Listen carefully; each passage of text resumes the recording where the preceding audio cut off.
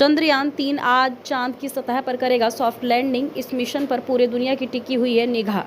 आपको बता दें कि चंद्रयान-3 की सफल लैंडिंग से पहले प्रधानमंत्री नरेंद्र मोदी ने कहा कि हमें ब्रिक्स अंतरिक्ष अन्वेषण संघ की स्थापना के बारे में सोचना चाहिए। उन्होंने आगे कहा कि हम पहले से ही ब्रिक्स उपग्रह समूह पर काम कर रहे हैं, लेकिन एक कदम आगे बढ़ाने के लिए हमें आपको बता दें कि ब्रिक्स अंतरिक्ष अन्वेषण संघ की स्थापना के बारे में सोचना चाहिए। भारत अंतरिक्ष की दुनिया में आज सबसे बड़ा इतिहास रचने वाला है, जिसका मिशन चंद्रयान-3 शाम को 6:04 पर चांद की सतह पर सॉफ्ट लैंडिंग करेगा।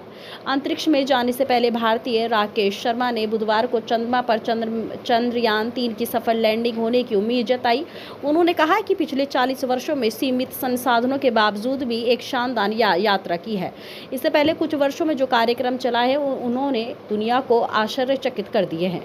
उन्होंने आगे कहा है कि अंतरिक्ष अन्वेषणों में उतार चढ़ाव आते हैं, लेकिन हमें अपने दृष्टिकोण पर ध्यान केंद्रित करना चाहिए। इससे काम करने के तरीकों को जानते हुए मैं गर्व से कह सकता हूं कि चंद्रयान-3 की चंद्रमा की सतह पर सॉफ्ट लैंडिंग होगी।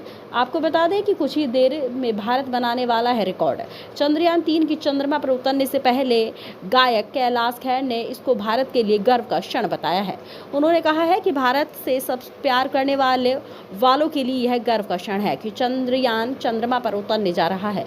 विज्ञान और अंतरिक्ष जटिल विषय है, लेकिन मैं अपने साथी भारतीयों को नमन करता हूं, क्योंकि वो इसके लिए बड़ी मेहनत कर रहे हैं। उन्होंने कहा है कि मैं हमारे भारतीय मूल्यों, हमारी सनातन परंपराओं को नमन करता हूं, सभी भारतीयों को शुभकामना देता हूं। यह सभी के लिए एक बड़ा क्षण है।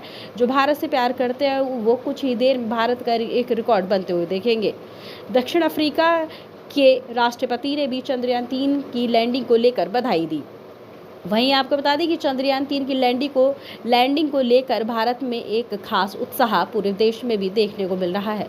वहीं चंद्रयान-3 की आज शाम 6:04 पर चांद की सतह पर लैंडिंग होगी। इस पर बॉलीवुड कपल जेनेलिया और रितेश देशमुख ने भी कहा कि हमें अपने देश के समर्थन करने वाले भारतीयों पर गर्व है। चंद्रयान-3 की सफल लैंडिंग के लिए लोगों ने श्रीनगर में हजरत बल दरगाह में विशेष प्रार्थना करी। वहीं आपको बता दें कि पूरे दुनिया में इस चीज़ के लिए पूजा अर्चना की जा रही है। चंद्रयान-3 की सफल लैंडिंग के लिए केंद्रीय मंत्री हरदीप सिंह पुरी दिल्ली के गुरुद्वारा बंगला साहिब में विशेष अरदास में शामिल हुए।